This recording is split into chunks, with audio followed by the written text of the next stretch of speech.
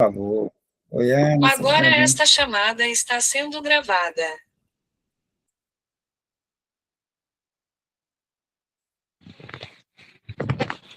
Senhor Jesus, Pai de infinita bondade e misericórdia, nesse instante, Senhor, estamos aqui reunidos em Teu nome mais uma vez, te pedindo pela Tua misericórdia que nos ajude, que abra as nossas mentes, os nossos corações, para que possamos aprender mais um pouquinho essa noite, para que nossa alma possa sair saciada desse pão divino que o Teu Evangelho, que esse livro bendito tem nos dado a cada dia. Ajuda-nos, Senhor, abençoe e intui o nosso irmão Alberto, que ele seja um instrumento nas Tuas mãos, e a cada um de nós dando a Tua graça e a Tua proteção.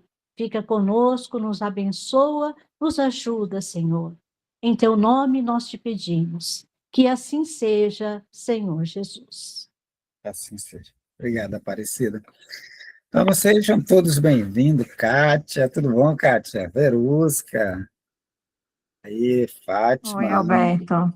Sejam bem-vindos. Feliz ano novo para vocês, né? Verusca eu já vi lá na Casa do Caminho, a Kátia também. Verdade. Feliz ano novo a todos. Pois bem.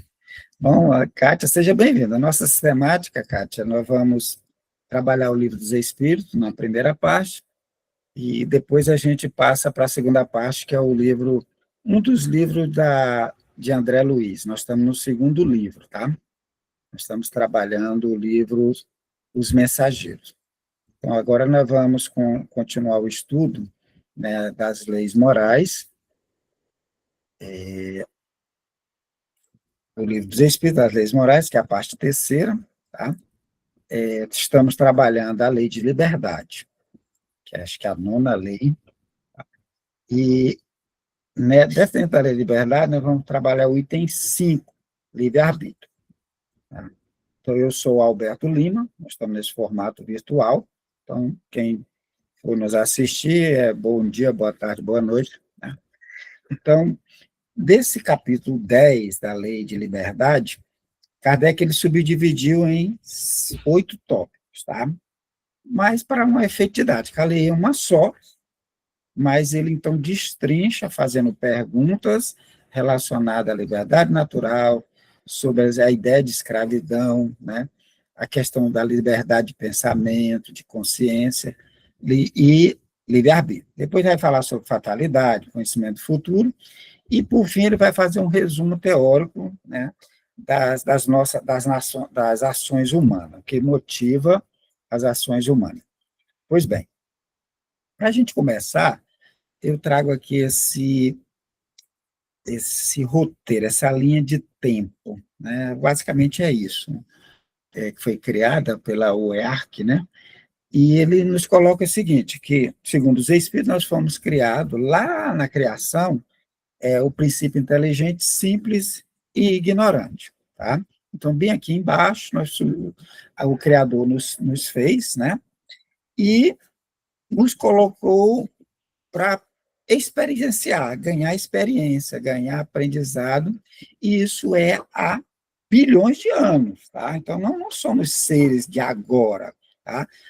Esse princípio inteligente, ele está há muito tempo fazendo estágio, primeiro nos minerais, né? Questão da afinidade elétrica, atração, nós vamos aprender essa lei de atração, né? Depois, essa lei de atração, ela vai ser a lei do amor, lá na frente. Mas para aquele princípio inteligente lá nos minerais, então ele vai trabalhar a questão da afinidade. Depois a gente vai passar para aqueles seres unicelulares, né? Para os reino vegetais, né? Depois vamos para os animais inferiores, tá? Aqui, nos vegetais, nesses seres unicelulares, vai a questão da reação e estímulos, né? Então, ele já tem afinidade, ele começa a ser estimulado. A luz, a busca do alimento, da água, ou seja, a gente começa a reagir a estímulos, tá? Depois de um certo tempo, um novo estágio, em que ele vai adquirir locomoção, vai aprender a andar, né? Essa individuação do princípio inteligente, ele vai trabalhar os instintos, tá?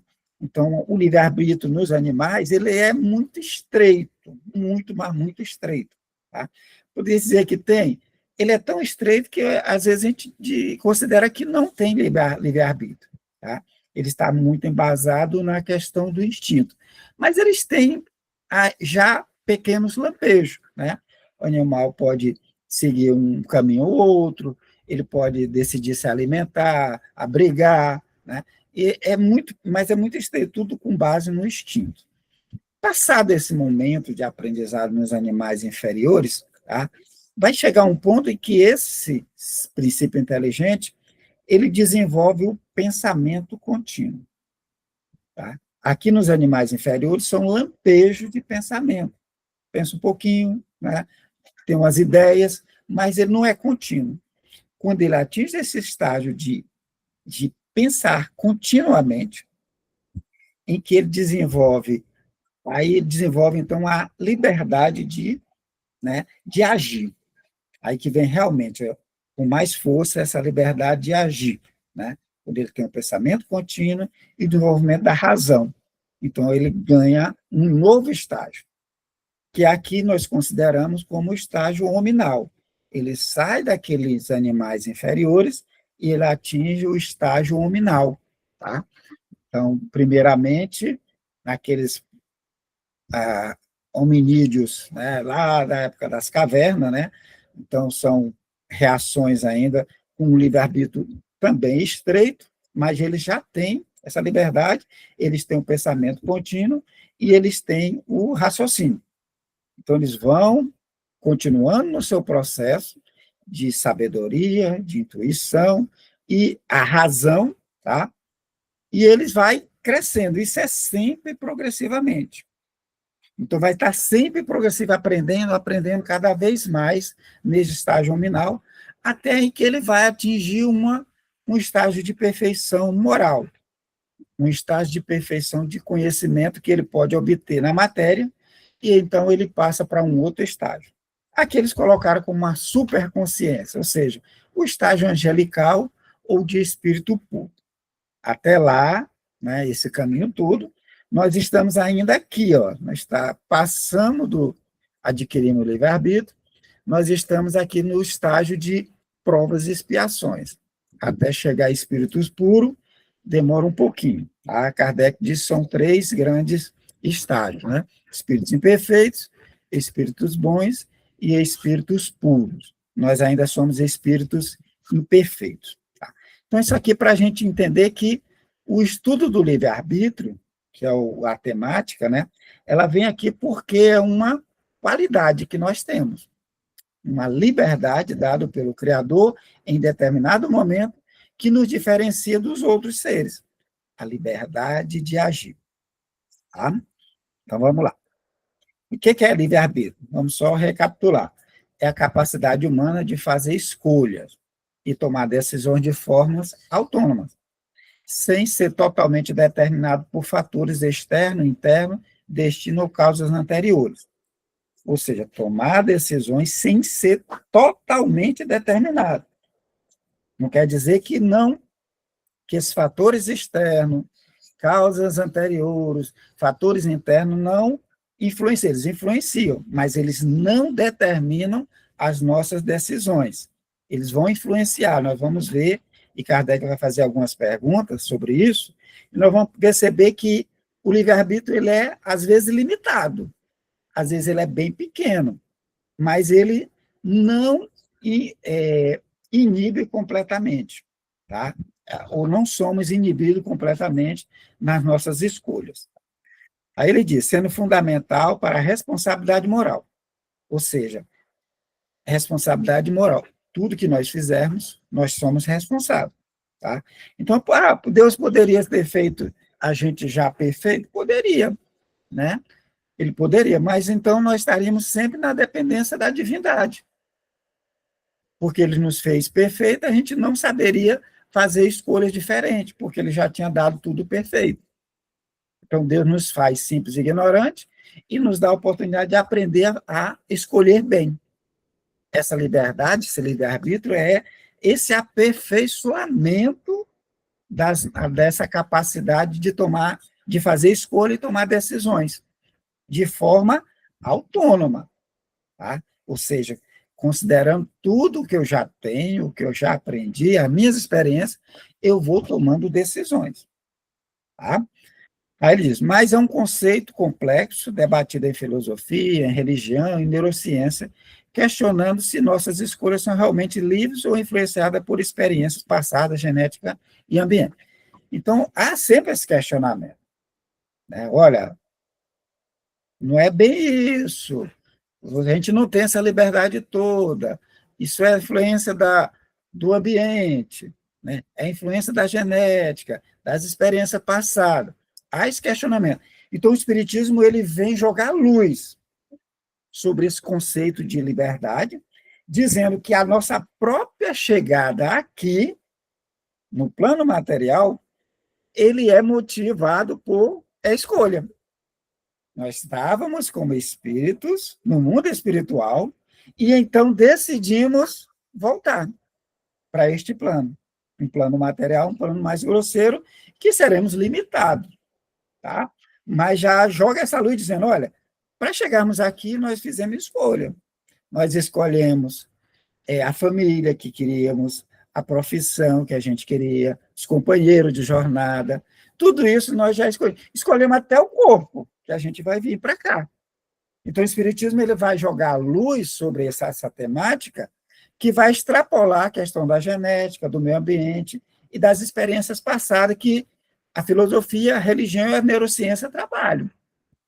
Porque eles vão trabalhar a neurociência, a filosofia, com o plano material.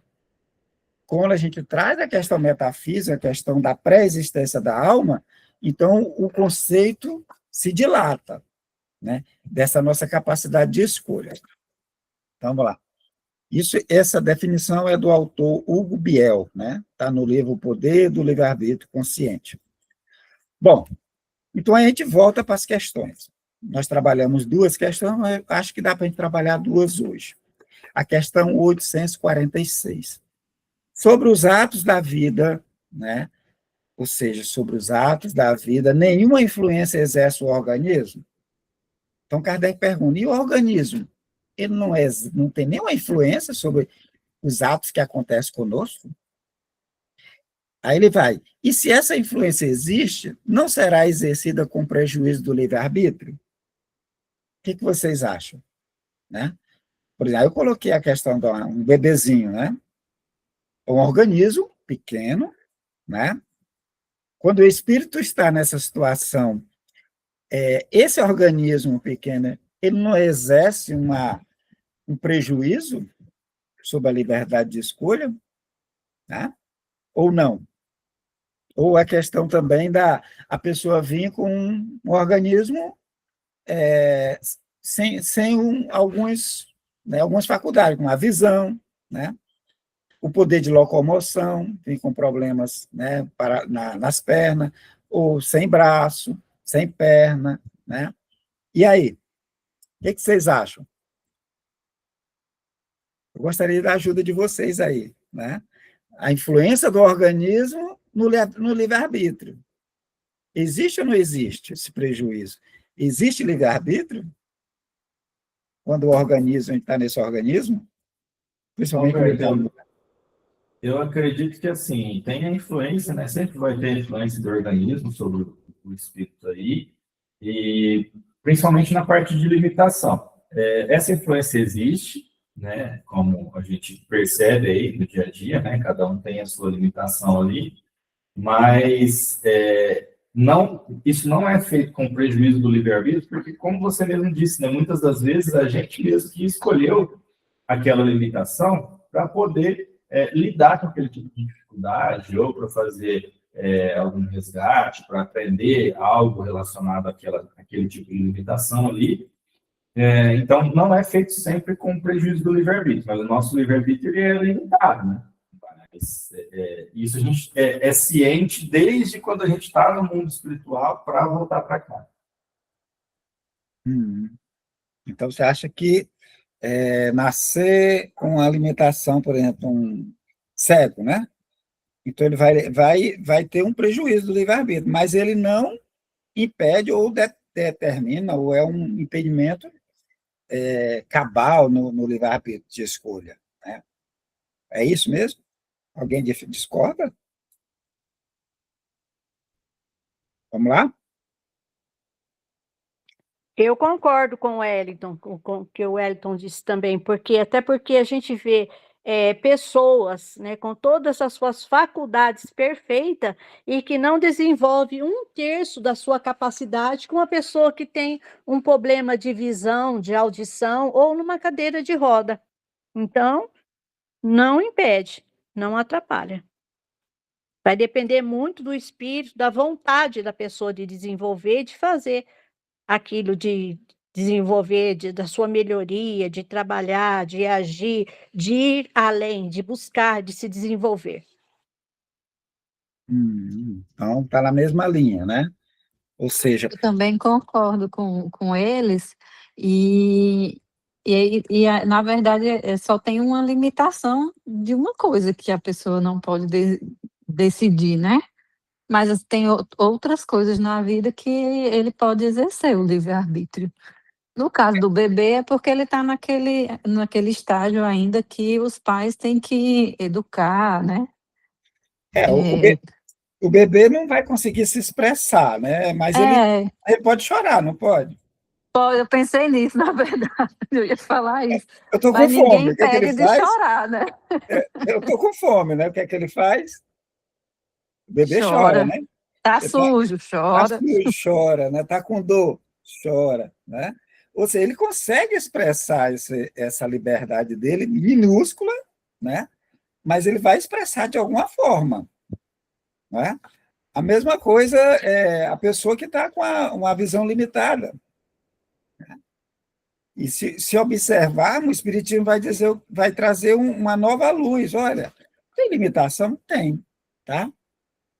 Mas essas limitações, ela é consequência anterior até a própria vida dela para cá. Uma criatura que usou os olhos para prejudicar a si próprio e os outros, né?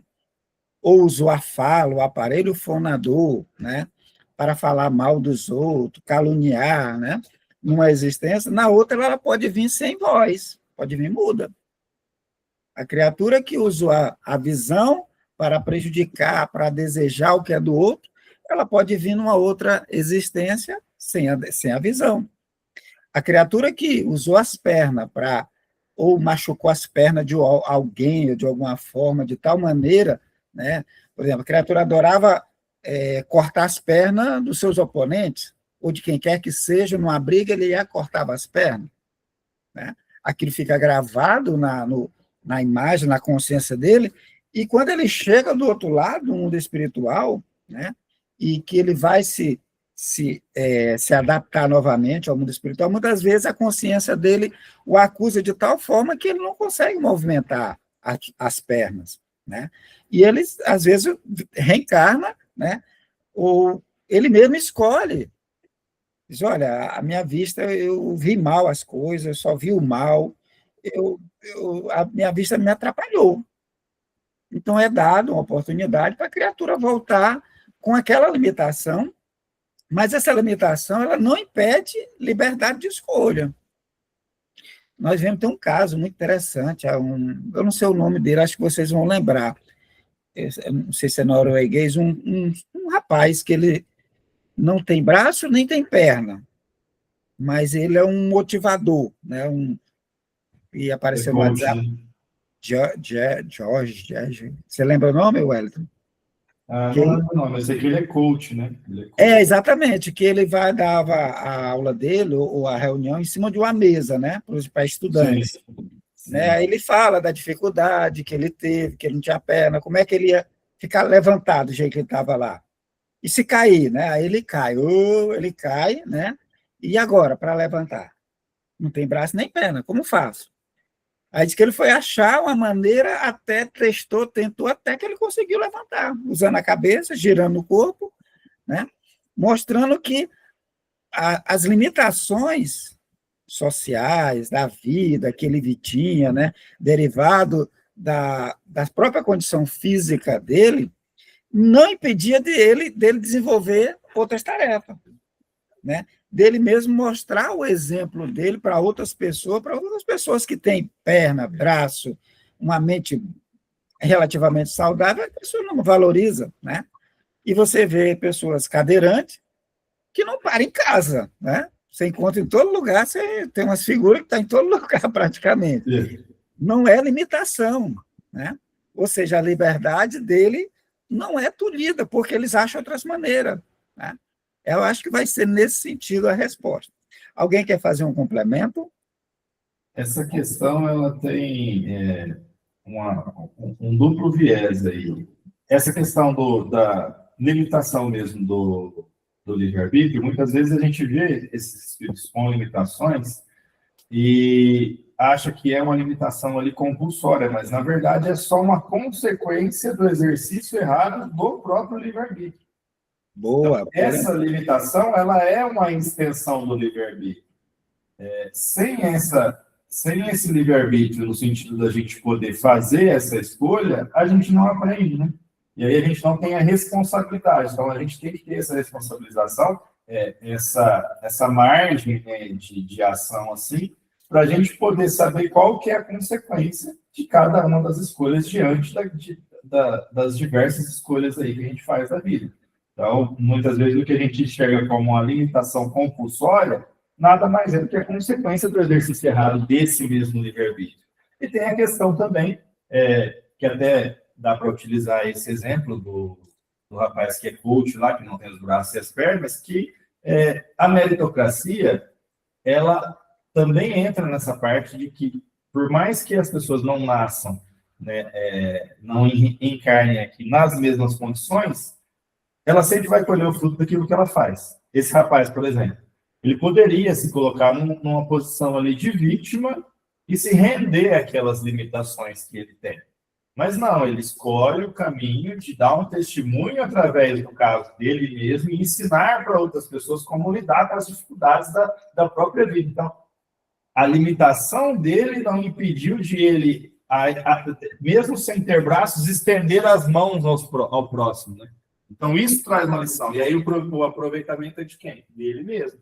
Por mais que ele possa ter exercido o livre-arbítrio de uma forma errada, e aí tem que vir com a limitação como consequência disso, ainda assim a lei divina dá uma forma, oferece uma maneira de ele tirar proveito evolutivo dentro dessa situação de limitação ainda. Boa Você lembrança. tem esses dois viés aí dessa questão do livre-arbítrio, né? Da influência do organismo e do livre-arbítrio. Exatamente. Você tem liberdade para escolher, mas a partir da sua escolha tem consequência, né? É a mesma coisa. O plantio é livre, a colheita é obrigatória. Você escolheu uma vida de machucar os outros, né? Ou de falar mal dos outros, né? Ou de ver as coisas erradas, né? Isso terá consequência dentro dessa lei de causa e efeito. Ou seja, você escolheu você fez a escolha, o caminho que você quer seguir. As consequências, muitas vezes, vão vir numa outra existência, uma limitação, né, naqueles órgãos que foram prejudicados. Você escolhe intoxicar seu corpo, né, com fumaça, né, do cigarro. Você destrói o pulmão, né, o seu sistema respiratório.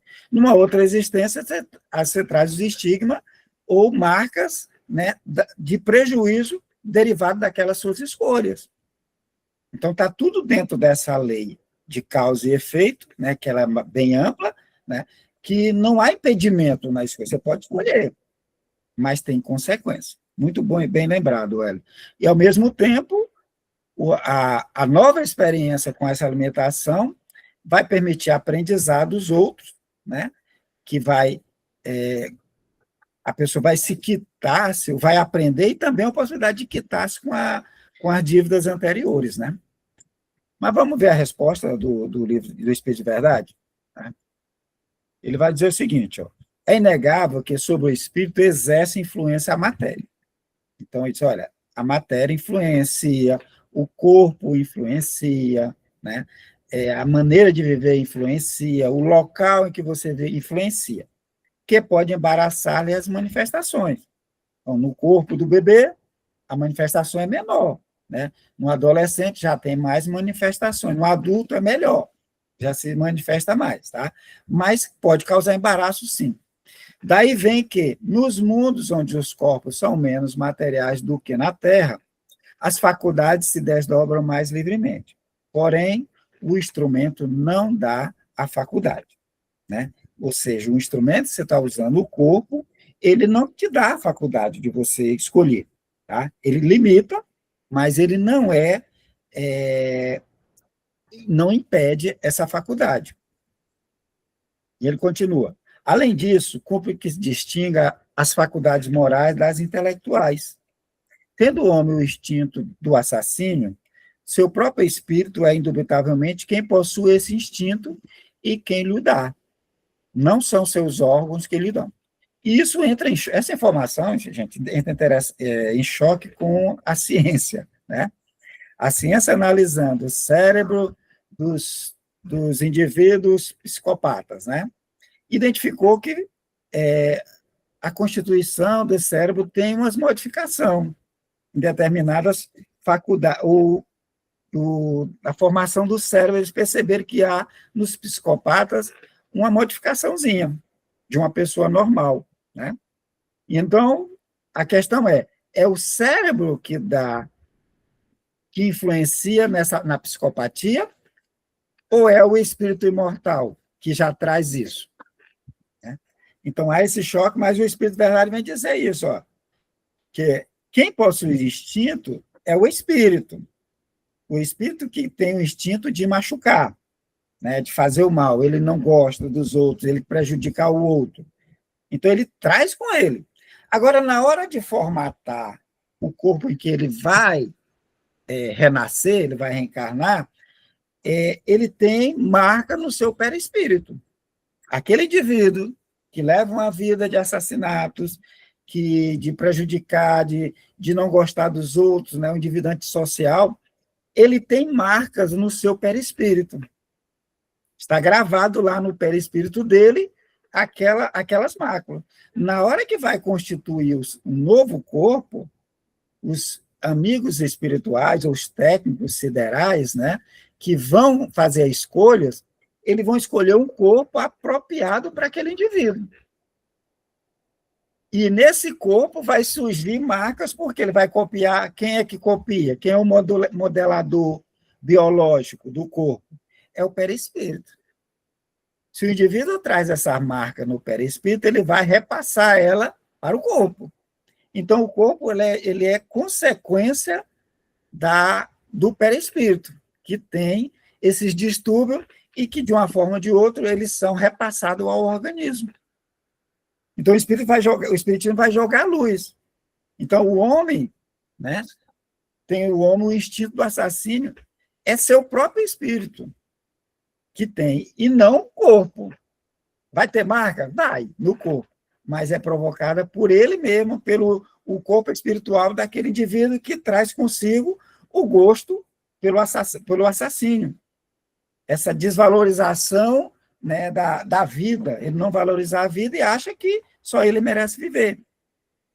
Então, Alberto, mas é possível? Sim, gente, olha, quantos espermatozoides tem na ejaculação, né, masculina? Os nossos cientistas ele falam de 100 milhões a 300 milhões de espermatozoides. Tá? De 100 a 300 milhões. Em algumas pessoas chega a 500 milhões de espermatozoides. Tá? Ou seja, 500 milhões de possibilidades genéticas. Sem falar também que o óvulo que vai surgir, que vai ser fecundado, os engenheiros siderais eles vão escolher qual vai ser o óvulo mais apropriado, que vai ter uma combinação genética com a ligação do espermatozoide, que vai trazer aqueles cromossomos. Então, imagina as milhões, bilhões ou trilhões de possibilidades. e eles vão escolher o espermatozoide que tem as características que seja apropriada para o corpo daquele indivíduo, que traz consigo essa marca do assassínio. E dá para perceber que nós, né, na hora de confeccionarmos, receber o corpo, a gente tem, é feito um corpo apropriado. Então, não é o corpo que vai dar as características do assassínio, como lá no século XIX, século XX, né, 19, 20, se acreditava que o assassínio ele tinha um fenótipo, né? Ou seja, o tamanho da cabeça, estrutura da face, né? Tórax. Então, havia esse entendimento que dava para identificar o assassínio pelas suas características. E não é por aí. Tá? Pode ser encontrado no organismo do assassínio caractere diferenciado? Pode. Mas não é o corpo que vai provocar que ele seja um assassino. É o espírito dele.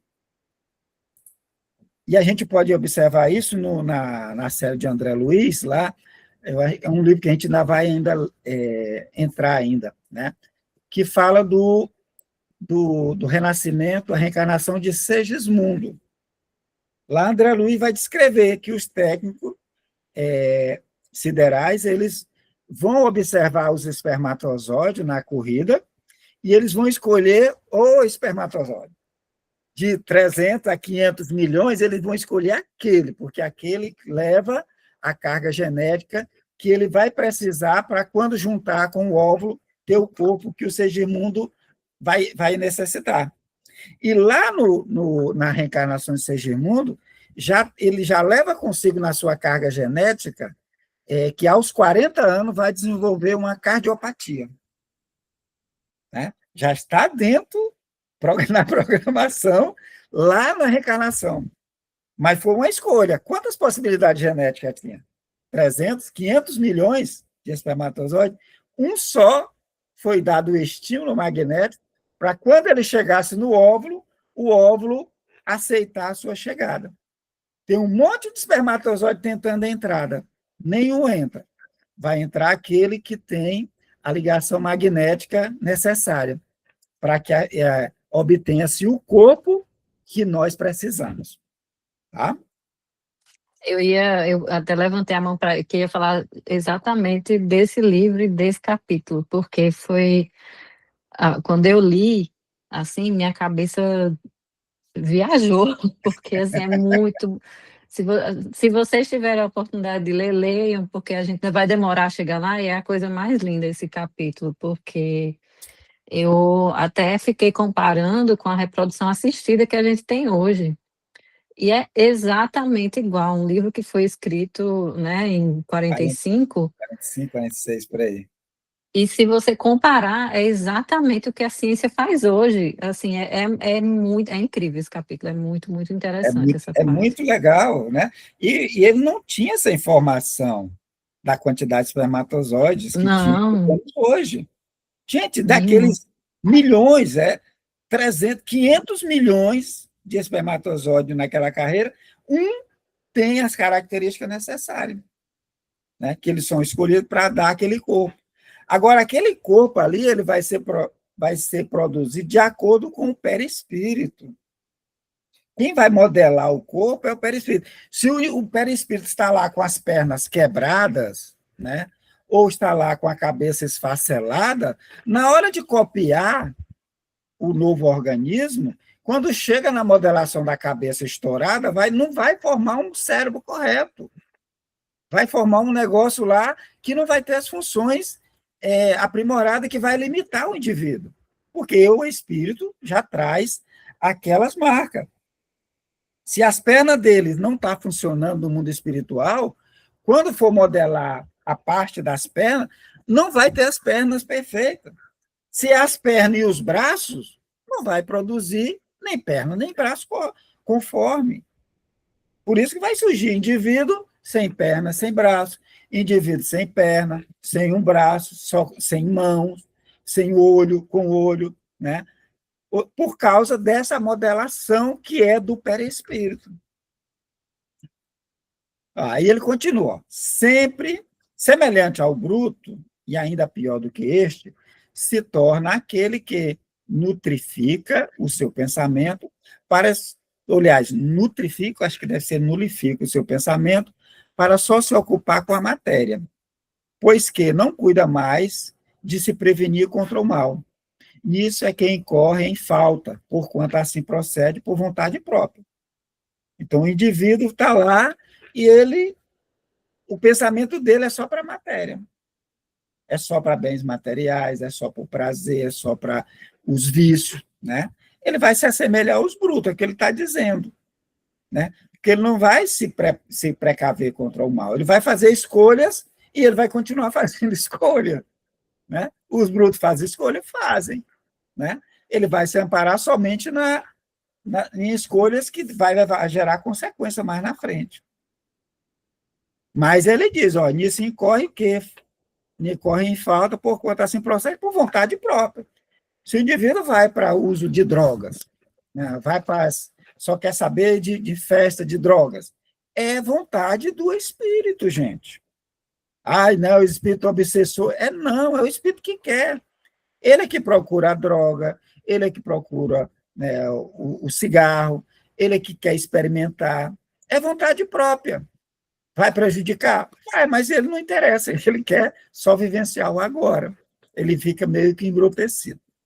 Aí ele nos aconselha a olhar as questões 367 e seguinte, que fala da influência do organismo no espírito, né? A gente vai só rever rapidamente algumas.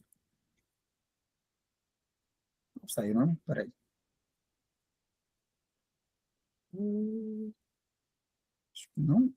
Não salvou. Não salvou aqui. Mas vamos ficar acho que é a primeira ainda, né? Vamos para a segunda. As aberrações das faculdades tiram ao homem o livre-arbítrio, né? Aberração, ou seja, aqui no sentido de aberração no sentido de uma deformidade, né? Ou seja, a deformidade das faculdades tira ao homem o livre-arbítrio. Aí você vai ver essa aberração no sentido intelectual, por exemplo, né? O indivíduo vem com uma deficiência intelectual. Ele quer saber se tira do indivíduo o livre-arbítrio. O que vocês acham? Né? Essa deficiência, por exemplo, da faculdade, ou seja, ele chama de aberração, mas é a mesma coisa. Essa deficiência das faculdades tira o homem o livre-arbítrio? Vai limitar mais ainda o livre-arbítrio. Mas tira ou só limita? Eu acredito que só limita. Só limita o livre-arbítrio? Né? Ou seja, ele vem com a deficiência mental, né? Ele não vai conseguir... o espírito, como espírito, ele continua pensando. Mas o corpo em que ele vai utilizar para se locomover, para se expressar aqui, às vezes vem com a limitação, né? Ele não consegue expressar o seu pensamento. No caso de uma deficiência mental, um acidente, a pessoa tem uma concussão, bate a cabeça e ocasiona, né, ou tem um AVC, né, e provoca uma deficiência nessa faculdade dele. Vai tirar o livre-arbítrio dele ou não? Alguém mais? O Hélio disse que vai diminuir. E vocês? Eu creio que vai ser proporcional à condição, né, mental dele, porque tem pessoas que não têm condição, a mentalidade dele é infantil, muitas vezes chega até a ser animalesca. Aí, nesse caso, não tem, acho que tira o livre-arbítrio, porque ele não reage por si mesmo, ele não tem noção do que ele está fazendo. Aí eu acho que fica limitado. Vai depender muito do grau de proporção dessa limitação. Vai ser parcial ou total. Né, uma deficiência que ele fica paralisado, né? Não consegue se expressar de forma alguma, né? Praticamente zera, né, o livre-arbítrio, um grau muito elevado. Né? A pessoa ficará em cima de uma cama, que ele só mexe com os olhos. Né? Oi, quem fala? Vai, Janete. Boa noite. Alberto, está escutando? Tô, pode falar. Não, enquanto vocês falavam, eu estava lembrando, há muitos anos atrás, uma tia minha, ela, antes de morrer, ela teve uma doença grave e essa doença, ela atacou a mente dela, né? Eu ficava com ela e ela teve um período que ela queria falar alguma coisa, falava coisa com coisa e olhando para mim, mas aí eu continuava fazendo o que tinha que fazer. Quando ela tornou, né, ela tipo assim, se acalmou, e depois ela veio a mim, né, e disse, Neto, eu queria chamar seu nome, eu queria falar isso e não conseguia. Eu sei que não era uma aberração, mas como está falando em mente, eu digo assim, nesse caso, ela queria se expressar, ela não conseguia. Seria isso um limite ou ou no caso, uma coisa que impedisse, né? Porque ficou muito assim, da outra resposta para essa, é muito próximo. Sim, são muito bem próximas, né? Mas ele quer fazer sobre essa deficiência, se ela tira realmente. Né? A criança vem com a deficiência. Se ela tivesse ficado, no caso, ela me explicou que queria falar isso e isso não conseguia. Eu falava, saía na minha boca a voz, mas eu não queria dizer aquilo. Então, quer dizer, impediu. Sim, né? E eu só fiquei sabendo porque ela tornou depois e falou, né? Então, ele quer saber se tirar no sentido de não ter livre-arbítrio nenhum, né? É que ele está colocando, tirou o livre-arbítrio, você não tem mais livre-arbítrio, você não pode fazer escolha nenhuma, é isso? Né? Aí ele vai dizer, já não é o senhor dos seus pensamentos, aquele cuja inteligência se acha turvada por uma causa qualquer. Então, a sua tia ela tinha uma causa que impedia ela de se comunicar. Então, ela já não tinha domínio sobre o pensamento. Né? Não é isso? Olha, já não é senhor do seu pensamento aquele cuja inteligência se acha turvado por uma causa qualquer. E, desde então, já não tem liberdade. Então, ela foi tolhida naqueles instantes, ela tinha sido tolhida a liberdade. Essa aberração ou deficiência constitui, muitas vezes, uma punição para o espírito, que, porventura, tenha sido, noutra existência, fútil e orgulhoso, e que tenha feito mau uso de suas faculdades. Então, aqui ele já nos diz que, olha, tira, tolhe, né, ou limita, no caso, ela foi limitada de tal forma que ela não conseguia se comunicar. Algumas pessoas vêm de tal forma, né, com a doença degenerativa, que ela fica paralisada, às vezes, 10, 15 anos, em cima de uma cama, sem se comunicar. Mas a gente percebe que o pensamento, ele continua, né? Ele continua, agora está turvada. Ele não tem a liberdade de expressar, mas o espírito, em questões morais, ele continua, ele sabe tudo, está entendendo tudo. A sua tia entendia, né? Naquele momento, depois ela entendia, ela falou, ela queria falar aquilo, né? Mas não consegue se expressar. Tá? Então, ela diz, olha, aí ele vai dizer que a causa, normalmente, disso é como se fosse uma punição para o espírito que em outras existências, ou seja, por que a criatura vem com essa limitação? Normalmente baseada no mau uso, como o Hérito chamou a atenção, né? No mau uso do livre-arbítrio, de más escolhas, leva a consequência em outras existências uma limitação, esse tolimento. Pode-se o espírito, né, em tal caso, renascer no corpo de um idiota, né, como o déspota de um escravo, e o mal rico de um mendigo. O espírito, porém, sofre por efeito desse constrangimento de que tem perfeita consciência. O espírito sabe. Ele está no corpo de idiota, né, ou seja, uma pessoa não tem condições de expressar seus pensamentos inteligentes. Ele sabe. Agora o espírito sabe. Aquela criatura que está acamada lá, que não consegue falar, mexe só os olhos, ele sabe. O espírito sabe, mas o instrumento impede o desenvolvimento, impede essa liberdade de se comunicar. Tá? Então, ele diz que é consequência da lei de causa e efeito isso. Esse tolimento vem dessa consequência. Um indivíduo que falava mal, né, que usava o aparelho fonador para prejudicar os outros, levando falso testemunho, prejudicando, ele pode vir, né, mudo. Ou ele falava muito, o seu mentor diz, olha, vamos diminuir essa sua faculdade, está atrapalhando você. Você vai vir com limitação da fala, né, vai vir fânio, né? A mesma coisa, o indivíduo era um mal rico, né? Ele vem agora como mendigo, né? Ou numa situação em que ele não tem aqueles bens que ele tinha. O déspota, aquele que humilhava, maltratava, vem como escravo. Né? Lei de causa e efeito. Aí ele pede para ver as questões 371. Né? Aí eu troquei a influência do organismo, que era 367. Ele diz, olha, unindo-se ao corpo, o espírito se identifica com a matéria. A questão da influência do organismo, que estava na questão anterior. A matéria, aí ele diz, olha, a matéria não é mais do que o envoltório do espírito, como a roupa é o envoltório do corpo. Unindo-se a este, o espírito conserva os atributos da natureza espiritual. Então, o espírito, seu perispírito e a matéria, que é o nosso corpo material.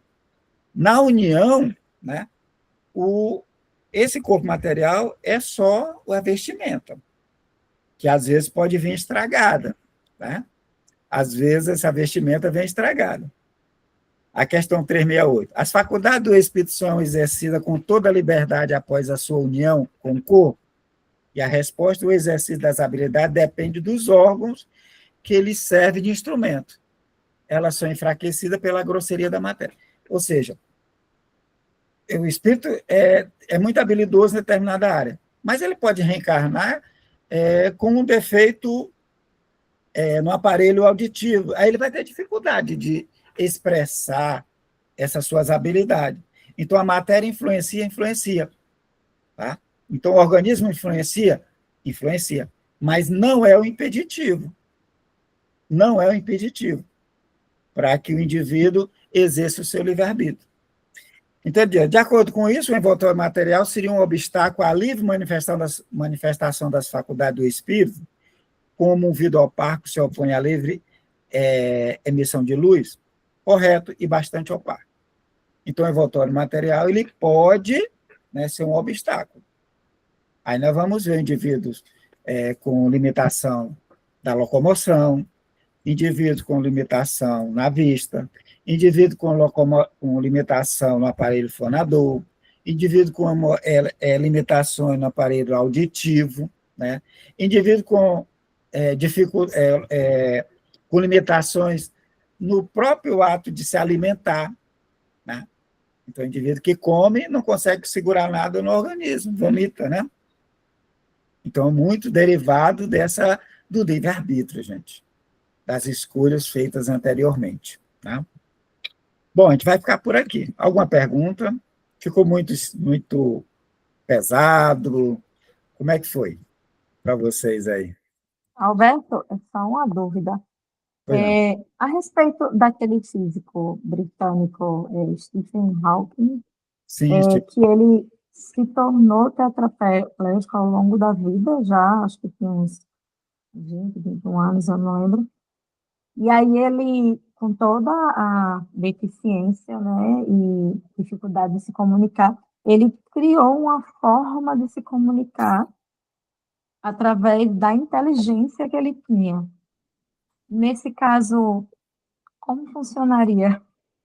né? Só para eu entender melhor. Bom, vamos lá em Segismundo. Né? Em Segismundo, ele é dado um corpo a ele, e lá no corpo, né, já tem a previsão que, a partir dos 40 anos, ele vai desenvolver uma deficiência num determinado órgão. Tá? Então, há programação. Então, no Steve também, né, ele veio perfeito, e aos poucos ele foi desenvolvendo aquela doença limitativa. Né? Então, o espírito já sabe disso. Então, quando nós vamos reencarnar, a gente já sabe do que a gente precisa, é nos dado exatamente um corpo, uma família, uma atividade social, uma posição social que a gente precisa. Muitas vezes ela é limitante, seja ela por a posição social pelo dinheiro, seja ela pela posição social de poder, ela vai ser limitada. A mesma coisa do corpo físico. O indivíduo, muitas vezes, ele pede, né, uma prova. Ah, Alberto, é sempre expiação? Nem sempre. Às vezes é um fechamento de ciclo em que o Espírito pede uma prova, mas aquelas provas mesmo bem difíceis, para mostrar que ele tem capacidade de superar e crescer. Pode ser o caso do Steven. Isso, foi o que eu achei, que, na verdade, ele provou que a limitação dele, que ele poderia ir muito além, inclusive ele foi um cientista muito famoso, premiado, né, com todas as limitações, dizendo ao contrário, de que ele não poderia. E que as melhores obras vão surgir a partir da doença dele. Os críticos dizem que as melhores obras surgem a partir do desenvolvimento dessa doença dele, que vai aprimorar e que ele aprimora. Exatamente. E que ele vai aprimorar um sistema de comunicação pelos olhos, né? Piscar, só piscar o olho, né? Então, ele desenvolve forma de comunicação, escreve, né? Desenvolve meios, equipamentos que permitem o exercício da sua faculdade, né, de inteligência, mesmo com toda a limitação de deslocamento, né, de ser necessário alguém para cuidar dele, né, para alimentá-lo, né, para limpá-lo, né, mas ele continua exercendo o pensamento. Tá? Então, o livre-arbítrio existe, limitação existe, mas impede. Ele é um caso premente, né? Não impede, né? É incrível. Não impediu que ele se comunicasse, que ele deixasse obras maravilhosas, né, para a humanidade. Isso, exatamente. E tem gente que passa por isso, e é isso que eu ia falar, porque o pensamento, ele continua exercendo o livre-arbítrio, né? Por mais que o corpo não exerça. Eu ia citar um exemplo de uma pessoa que eu conheço, que ela teve AVC e parou tudo, assim, ela teve que amputar até um braço, e ela vive no estado vegetativo mesmo, ela só se alimenta por líquido, né, aquela coisa que é parental, que chama, não sei, não fala, não anda, depende de tudo, mas é muito ruim. Ela não gosta de ninguém, tipo, se a pessoa chega no quarto para visitar ela, ela manda a pessoa embora com a mão, assim, ou faz um gesto, faz cara feia. E isso, ela já está nessa situação há, acho que mais ou menos uns 8 anos. E não, nem morre, e também não deixa de ser ruim. E eu fico, meu Deus do céu, eu fico olhando assim a situação, e nem nessa situação a pessoa consegue pensar, né, refletir, entender o momento. Não, continua com a sendo uma pessoa liberdade, amarga. né, continua com a liberdade. Sim, exatamente. O corpo é limitado, mas a gente pode tomar a decisão de conviver com aquilo de uma forma harmônica, né, e mostrar para outras pessoas que é possível viver com as limitações, ou não, ou se tornar uma pessoa intratável, intragável, né? É uma liberdade, é uma escolha dela, tá? No final das contas, é uma escolha. A maneira que ela quer viver é uma escolha dela, no sentido moral, de não aceitar aquilo e não aceitar nem a proximidade de outras pessoas, né? Continua sendo escolha. Livre-arbítrio. É isso que eu ia dizer agora, Marília. É tão livre-arbítrio que até sem tantas limitações, ela ainda expulsa a pessoa do quarto. Não quer que ninguém cuide, não quer que... Só as enfermeiras, assim, mas a família, ela expulsa todo mundo, não quer ninguém. Nossa! É por aí, mas tem livre-arbítrio. Limitado, mas tem, né? E aí, mais alguma pergunta? Ou podemos mudar de assunto? Se ninguém tem perguntas, vamos mudar de assunto? Vamos retomar o estudo do livro Os Mensageiros. Nós estamos no capítulo 30, vamos iniciar o capítulo 36. Tá? Vou só para relembrar. Fátima está por aí? Oi, estou sim. Pronto. Então, vamos lembrar que André Luiz está contando uma semana de quando ele se candidatou para ser, para ser um mensageiro, fazer um curso, né? Foi fazer um curso numa universidade lá em Nosso Lar, e que ele está descrevendo para nós uma semana. Chegou, houve uma palestra, depois ele conversou lá numa reunião que tinha 3.000 espíritas, tá? 3.000 espíritas fracassados, e ele conversou com alguns, né? E depois eles foi combinado que eles iam fazer uma viagem para a Terra, e ele foi convidado pelo mentor dele, junto com outro colega, para vir à Terra, né? E então só que eles não vieram pelo caminho, pela autoestrada, eles vieram por outros caminhos para testar, para eles conhecerem outras formas de deslocamento. Eles estavam se deslocando, entraram numa área muito densa, ia volitando, voando como espírito, tá? Chegou numa área que o André Luiz e Vicente, que era o colega deles, de curso, não conseguia deslocar. E então o mentor dele, Aniceto, disse, não, então vamos caminhando. Eles caminham numa região muito densa, muito escura, até encontrar um castelo, que era um posto de socorro. Passaram a noite lá, ele descreve da prece, o atendimento, ele nos revela a situação daqueles indivíduos que acham que quando morrer vai dormir, né? As consequências disso, ficam dormindo lá no mundo espiritual. Uns há mais de 100 anos dormindo, né? Quando acorda não sabe o que aconteceu. E depois eles descrevem que saíram no dia seguinte e foram de carro, um carro voador, até determinado lugar, depois foram a pé. Chegando na crosta, foram levados a um ambiente que eles chamam de um posto de socorro de Nosso Lar, aonde os espíritos, que oriundem de Nosso Lar, encosta lá para fazer higiene, se alimentar, né? Ou seja, André Luiz descreve que o espírito come, bebe, toma banho, corta cabelo, né? Troca de roupa, tudo isso os espíritos fazem, tá? Então, ele descreve que é uma casa muito simples, na periferia, pelo olhar humano, era uma casinha muito simples.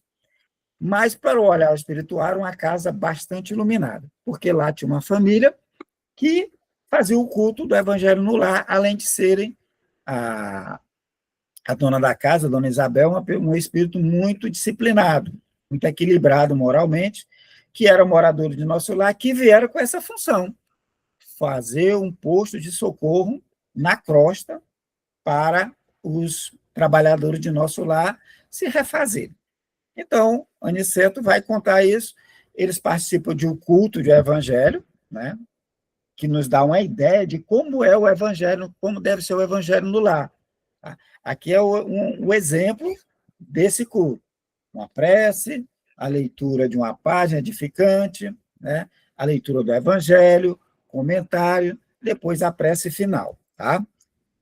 Bom, feito isso, já tivemos a leitura, já foi feito a interpretação do Evangelho pela dona Isabel, com auxílio de um mentor. Tá?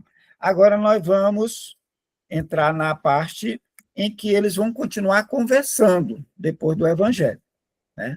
E o tema é mães e filhos. Vamos lá? Vamos. Boa noite a todos. Capítulo 36.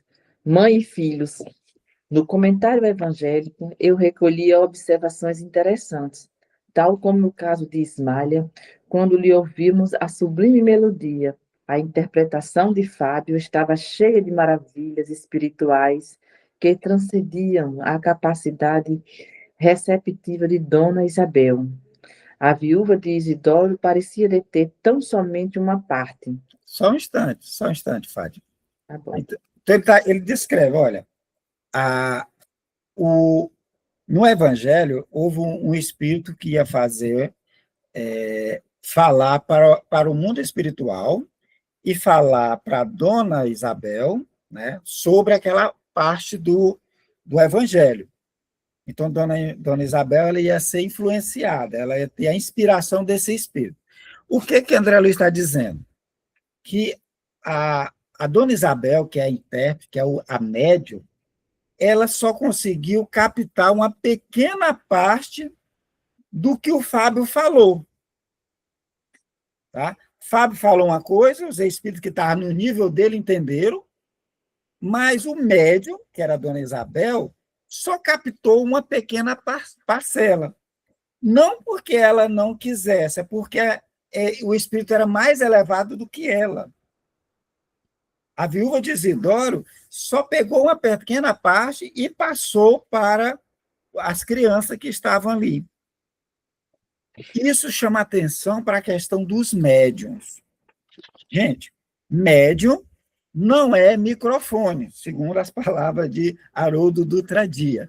Médium não é microfone, ou seja, o espírito fala e o médium repete. Não é. O Haroldo diz que o médium ele é um intérprete de Libras. Eu achei maravilhoso a interpretação de Haroldo. Diz, olha, o intérprete, o médium é um intérprete de Libra. A pessoa fala uma coisa e o intérprete de Libra vai fazer sinais. A linguagem da Libra é pequena, então vai se perder muita coisa. Ou seja, o médium não consegue descrever exatamente o que o espírito está falando. Ele vai interpretar, o espírito fala, ele interpreta com a sua capacidade cognitiva e coloca no papel, quando é escrevente, ou quando é um médium audiente, vai falar aquilo sobre inspiração. É isso que ele está dizendo, olha, era cheio de maravilhas espirituais, mas transcendia, passava a capacidade da dona Isabel. Então, ela pegou uma pequena parte, e essa pequena parte ela falou para os espíritos. Vamos, Fátima, para os encarnados, para as crianças. Desse modo, as crianças recebiam a lição de acordo com as possibilidades mediúnicas da palavra materna, enquanto a nós outros se propiciava o ensinamento com maravilhoso conteúdo de beleza. Sempre solícito, o instrutor esclareceu. Não se admirem do fenômeno. Cada qual receberá a luz espiritual conforme a própria capacidade. Há muitos companheiros nossos aqui reunidos que registram o comentário de Fábio com mais dificuldade que as próprias crianças. Experimentam ainda grandes limitações. Bastante, Fábio. Então, ele consegue me dizer, olha, a dona Isabel não conseguia captar tudo que o Fábio Aleto passou para ela. Tá? As crianças que ela estava inspirada, falando, interpretando a mensagem, as crianças se beneficiaram com o que ela conseguiu captar. Mas os espíritos que estavam lá, do mesmo nível de Fábio, se deliciaram com as maravilhas espirituais que ele estava falando da interpretação da questão da semente de mostarda, que o Cristo falou. Mas ele diz, olha, mas havia companheiros espirituais que foram levados para aquele evangelho, né, que entendia menos do que as crianças. Ou seja, os espíritos que estão no mundo espiritual entendem tudo? Não. Tudo depende da capacidade de cada um de receber essa luz espiritual. Os espíritos mais elevados têm uma capacidade de entendimento, os menos elevados têm uma capacidade de entendimento. Então, ele fala bonito, o cara não entende bolhufa. Ele falou 1000 coisas, o médium só conseguiu captar de acordo com a capacidade dele. Então, vamos tirar a fantasia de que o médium fala tudo que o espírito falou. Não, não é bem assim. Se o espírito for mais elevado, ele não vai captar. Tá bom? Vamos lá. Havia grande respeito em todos os desencarnados presentes. Fábio Aleto sentou-se em plano superior, ao passo que Isidoro se acomodava junto da esposa, no impulso afetivo do pai que se aproxima, solícito para a conversação carinhosa com os filhos bem-amados. Nesse instante, a pequena Marieta, que parecia haver atingido 7 anos, aproveitando o momento de palavra livre, perguntou à mãezinha, em tom comovedor: Mamãe, se Jesus é tão bom, por que estamos comendo só uma vez por dia, aqui em casa? Na casa de Dona Fausta, eles fazem 2 refeições, almoço e janta.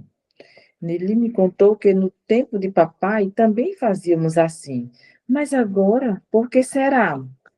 A viúva esboçou um sorriso algo triste e falou: Ora, Marieta, você vive muito impressionada com essa questão. Não devemos, filhinha, subordinar todos os pensamentos às necessidades do estômago. Há quanto tempo estamos tomando nossa refeição diária e gozando de boa saúde? Quanto benefício estaremos colhendo com esta frugalidade de alimentação? Joaninha interveio acrescentando: Mamãe tem toda a razão. Tenho visto muita gente adoecer por abuso da mesa. Além disso, acentuou Dona Isabel, confortada. Você deve estar certo de que Jesus abençoa o pão e a água de todas as criaturas que sabem agradecer as dádivas divinas. É verdade que Isidoro partiu antes de nós, mas nunca nos faltou o necessário. Temos nossa casinha, nossa união espiritual, nossos bons amigos. Convençam-se de que o papai está trabalhando ainda por nós. Nessa altura da palestra, dada a nossa comoção, Isidoro enxugou os olhos úmidos. Noemi, a caçula pequenina, falou em voz infantil. É mesmo, é verdade. Eu vi papai ajudando a segurar o bolo de Dona Cora. Nos trouxe domingo. Também vi, Noemi, disse Dona Isabel de olhos vivamente brilhantes. Papai continua auxiliando-nos. Só um instante, só um instante. Perceberam aí, gente? Então, eles vão conversar depois do Evangelho, né? E a pequena, então, faz essa pergunta: se Jesus é tão bom, né? Por que a gente só come uma vez? Nas outras casas, come mais de uma vez, né? Imagina aí o pai, né? Desencarnado, do lado ali, né? A situação que ele passa, né? Será que a gente estava em condições de, como espírito, ver a família passando necessidade, né? E continuar equilibrado, né? E a, a viúva, né, ela vai trazer uma questão interessante. Diz, olha, não olhe só a parte de comer, de ter a questão material, né? A gente está se alimentando frugalmente dessa forma, mas ninguém adoeceu ainda. Todos estão bem, né? Tem benefício, ou seja, olhando o lado bom, né? Estão comendo pouco, mas ninguém está adoecendo, ninguém está morrendo de inanição, e tem pessoas que têm a mesa farta e não tem, e estão morrendo de, né, comer demais, né? E foi ela, a outra filha socorre a mãe, trazendo esse exemplo, né? Pessoas adoecem por abuso à mesa, né? Então, ela reforça que Jesus protege a todos, né, que sabem agradecer as dádivas, né? Por mais que tivesse ruim ali, como se fosse, olha, tá ruim, mas tem gente pior em situação. A gente tem a casa, a gente tem uma alimentação, a gente tem amigos espirituais, e o pai de vocês continua cuidando de vocês. E então a caçulinha, a nenenzinha, vai dizer: é verdade, papai, eu vi papai, né? Ou seja, ela viu com a dupla visão, né, a presença do pai. Quando alguém veio trazer um bolo, né, a dona Cora trouxe um bolo, então o pai estava lá, ou seja, estava intuindo, né, fazendo o que podia como espírito para chegar o que aquela família precisava. E a esposa, né, a viúva, ela vem e diz: olha, é verdade, porque ela também é médium, ela consegue ver a presença do marido, de alguns espíritos. Ela, como médium, né, a dona Isabel, ela só consegue ver 5% do que acontece lá na casa. 5%, viu? Então, achar que médium vidente sabe tudo é enganação. Médium vidente tem muito equilibrado, tá? Médium vidente disciplinado, como é o caso da dona Isabel, que é dado como exemplo, ela só consegue ver 5% do que ocorre no mundo espiritual. Isso até para não atrapalhar a sua vivência, né, no mundo material. Vamos, Fátima. E, voltando-se para todos, acentuou: Quando sabemos amar e esperar, meus filhos, não nos separamos dos nossos entes queridos, que morrem para a vida física. Tenhamos certeza na proteção de Jesus. Marieta, parecendo agora absolutamente tranquila, assentiu. Quando a senhora fala, mamãe, eu sinto que tudo é verdade. Como Jesus é bom. E se nós não estivéssemos a senhora? Tenho visto os pequenos mendigos abandonados. Talvez não comam coisa alguma. Talvez não tenham amigos como os nossos. Ah, como devemos ser agradecidos ao céu. A viúva que se confortava visivelmente, ouvindo aquelas palavras, exclamou com profunda emoção: Muito bem, minha filha.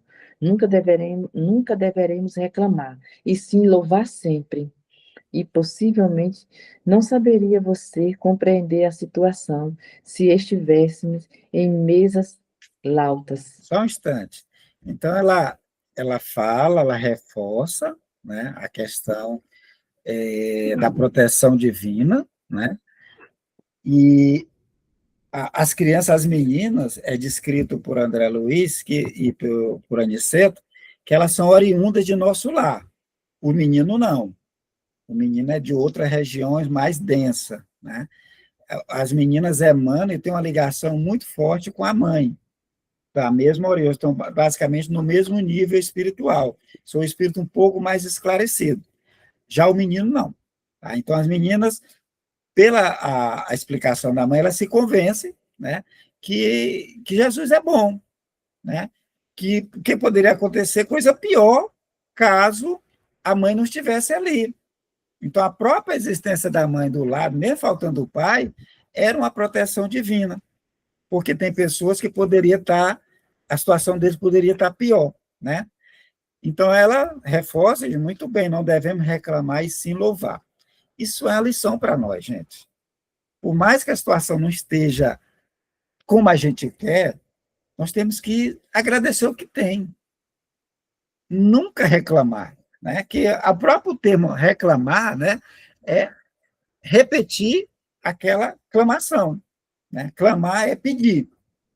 Se a situação está ruim, eu vou reclamar, eu vou pedir de novo, né? Eu vou clamar de novo, ou seja, vou repetir aquela situação. Reclamar é ficar repetindo aquilo, é pedindo de novo. Então, por isso que nunca devemos reclamar, e sim louvar, né?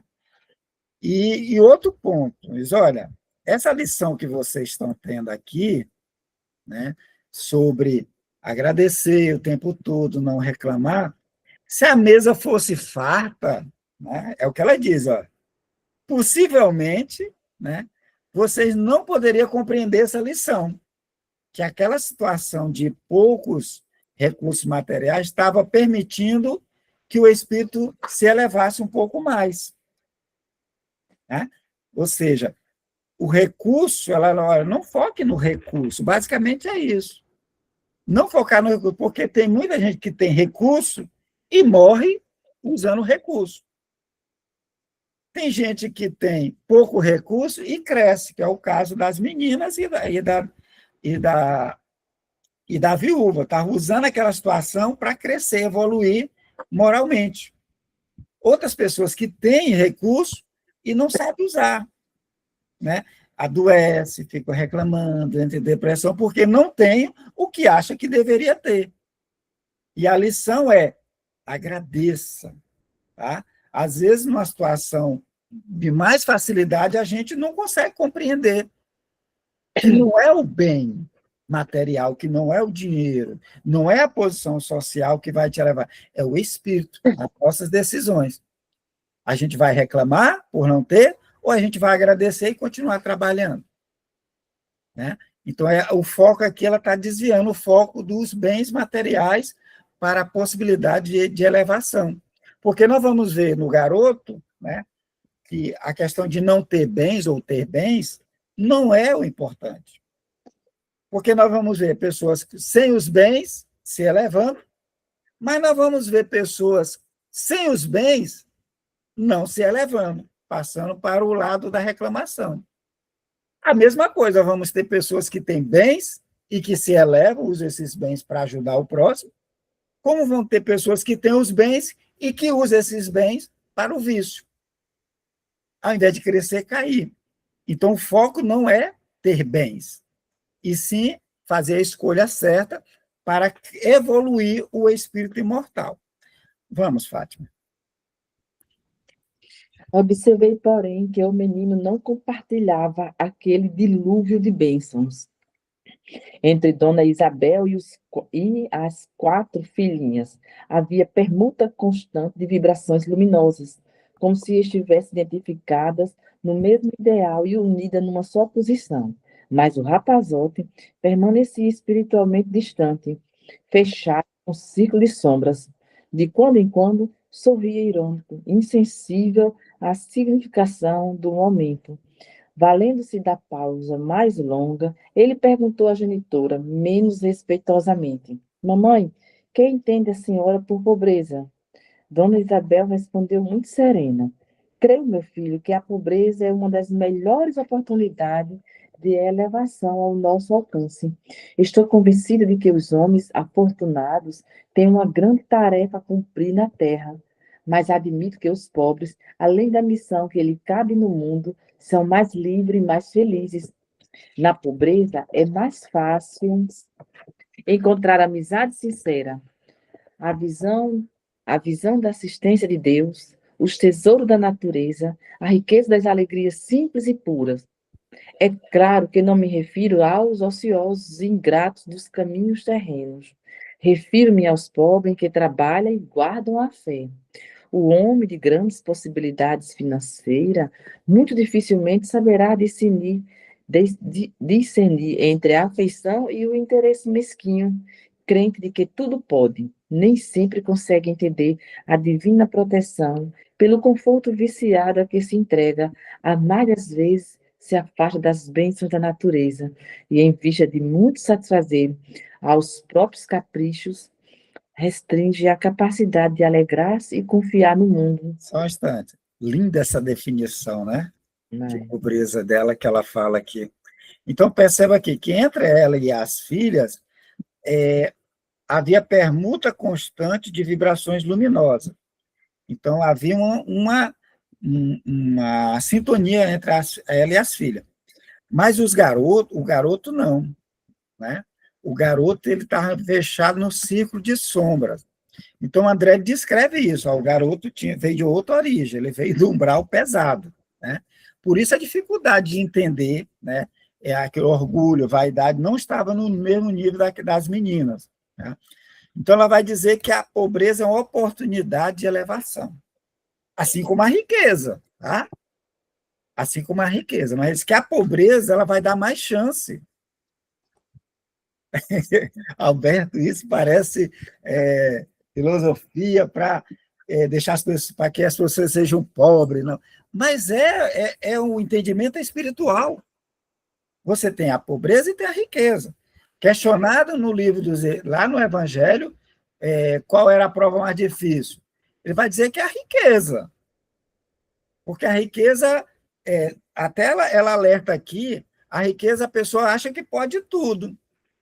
Ela não consegue diferenciar quem se aproxima que é por amizade ou por interesse. Na pobreza, não, né? Na pobreza, elas são mais livres, olha. Eles são mais livres e felizes. Por quê? Né? Porque é fácil encontrar amizade sincera. A pessoa não tem nada. O outro se aproxima, não tem interesse, então é muito mais fácil encontrar amizade sincera. Ver a visão da assistência de Deus, porque agradece, né? Ver a natureza, a riqueza, as alegrias simples e puras, né? Um bate-papo, uma conversação fraterna, isso alegra. E você não tem bens. Agora, quem está, né, na riqueza, não. Encostou, não, está querendo alguma coisa. Além do conforto, viciar. A pessoa não querer saber de ideias espiritualizantes, só quer gozar o momento. Só quer gozar o momento. Mas ela faz a distinção, olha, na pobreza tem os ociosos e ingratos. Então, você pode usar ela para elevar-se, mas os viciosos e ingratos, não. Ele vai usar a riqueza como motivação para a rebeldia. A mesma coisa. as possibilidades sinceras podem crescer a pessoa. Quem tem riqueza pode fazer muita coisa. Mas, se for ocioso e ingrato, ele vai só usar para si próprio, tá? Vai usar para os seus caprichos. Vamos, Fátima. Apesar da beleza profunda daquela opinião, o rapazola permaneceu impassível, respondendo ao contrariado. Infelizmente, não posso concordar com a senhora. Até os garotos do jardim de infância pensam de modo contrário. Dona Isabel mudou a expressão fisionômica, assumiu a atitude de quem instrui com a noção de responsabilidade e acentuou: não estamos aqui no jardim de infância, meu filho. Estamos no jardim do lar, competindo em saber que as flores são sempre belas, mas que a vida não pode prosseguir sem as bênçãos dos frutos. Por onde andarmos no mundo, receberemos muitos alvitres da mentira venenosa. É preciso vigiar o coração, Joãozinho, valorizando as bênçãos que Jesus nos envia. O rapazinho, entretanto, demonstrando enorme rebeldia íntima, tornou: a senhora não considera razoável alugar este salão a fim de termos algum dinheiro a mais? Estive conversando ontem com o seu Maciel, quando vim da escola. Ele nos pagaria bem para ter aqui um depósito de móveis. Dona Isabel, de ânimo decidido, respondeu com energia, sem irritação: você deve saber, meu filho, que enquanto respeitarmos a memória do seu pai, este salão será consagrado às nossas atividades evangélicas. Já lhe contei a história do nosso culto doméstico e não desejo que vocês sejam cegos às bênçãos do Cristo. Mais tarde, Joãozinho, quando você entrar diretamente na luta material, se for agradável ao seu temperamento, construa casas para alugar. Mas agora, meu filho, é indispensável que você considere este recanto como algo de sagrado para sua mãe. E se eu insistir? Perguntou, mal-humorado, o pequeno orgulhoso. A viúva, muito calma, esclareceu firme: se você insistir, será punido, porque eu não sou mãe para criar ilusões perigosas ao coração dos filhinhos que Deus me confiou. Se muito amo a vocês, precisarei incliná-lo ao caminho reto. O pequeno quis retrucar, mas a luz emitida pelo tórax de Dona Isabel, ao que me pareceu, confundiu-lhe o espírito rebelde e viu calar-se, a contragosto, amuado e enraivecido. Admirei então profundamente aquela bondosa mulher que se dirigia à filha mais velha como amiga, às filhinhas mais novas como mãe, e ao filho orgulhoso como instrutora sensata e ponderada. Aniceto, que também se mostrava satisfeito, disse-nos em tom significativo: o Evangelho dá equilíbrio ao coração. Só um instante. Só um instante. Então, aqui a gente vai ver um diálogo, né, da mãe. Estão conversando com as crianças, com as meninas. Elas, mesmo diante da situação de pobreza, elas aceitam as orientações da mãe, né, e não ficam com rebeldia. Mas o garoto não. O garoto, ele quis saber o que a mãe entendia por pobreza, não gostou da explicação, disse que era, todo mundo sabia que era diferente, né? Ou seja, ele já usa um argumento diferente, já é mais petulante, né? E ele, então, traz a ideia: olha, a gente está passando necessidade, porque isso não aluga, né? Não é mais razoável, é lógico alugar esse salão, né, para alguém. Ele já tinha até visto alguém que ia pagar, que estava interessado, né? E a Dona Isabel vai dizer que não, né? Que aquele lugar foi destinado pelo pai, queria que fosse um salão, um centro espírita, né? Consagrado às atividades evangélicas. E o Joãozinho não, né? Não queria. Diz: olha, basicamente a casa é minha, quando mais tarde você crescer e quiser trabalhar de aluguel, vá construir casa de aluguel. Por enquanto, não. Aí ele insistia, ela usa um tom, ela não briga, né? O interessante é isso, ela é dura, mas ela não briga, ela não ameaça, né? Agora, se insistir, você vai ser punido, né? Você vai ser punido porque é a função dela, é orientá-los, né, a inclinar no caminho reto. Tá? Então, ele quis retrucar, mas percebeu, né, que ela estava falando sério, sobre ele insistir, então ele não fala, mas ele fica amuado, né? Ele fica magoado, ele não aceita como as meninas, né? Bem diferente. Então, aí ele descreve que ela age como amiga com a mais velha, né? Com as irmãs mais novas como mãe, e com o filho orgulhoso como instrutora. Então, ela percebe que ele é mais difícil de lidar. Então, com cada filho, ela vai usar uma metodologia. Né? Aqueles já estão mais inclinados, a gente usa uma estratégia. Agora, a gente tem mais filhos, a gente sabe disso. O que serve com um não serve com o outro, a gente tem que achar as estratégias. Né? Pois bem, vamos, Fátima. O Evangelho dá equilíbrio ao coração. A pequena Nelly, amedrontada, pediu humilde: Mamãe, não deixe Joãozinho alugar a sala. A viúva sorriu, acariciou o rostinho da filha e asseverou: Joãozinho não fará isso. Saberá compreender a mamãe.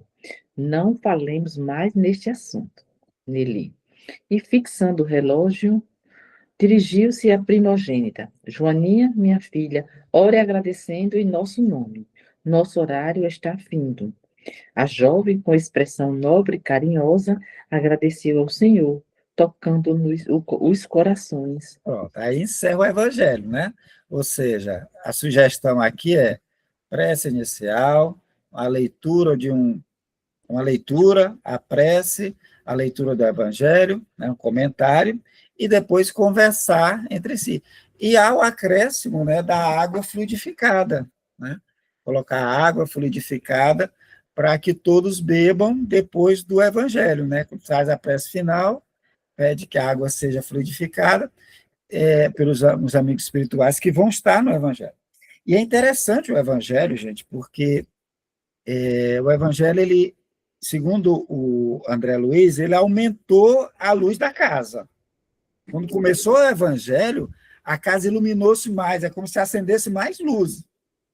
O próprio Francisco Cândido Xavier disse que quando alguém faz o evangelho na casa, né, aquela casa se ilumina e todo o quarteirão é beneficiado quando alguém faz o evangelho no lar.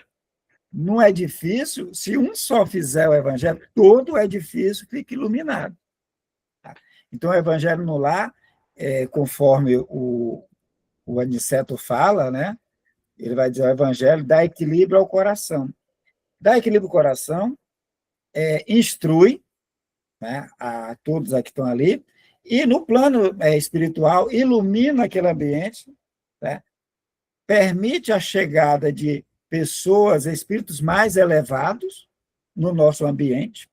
E os espíritos elevados, o que acontece? Eles emitem luzes.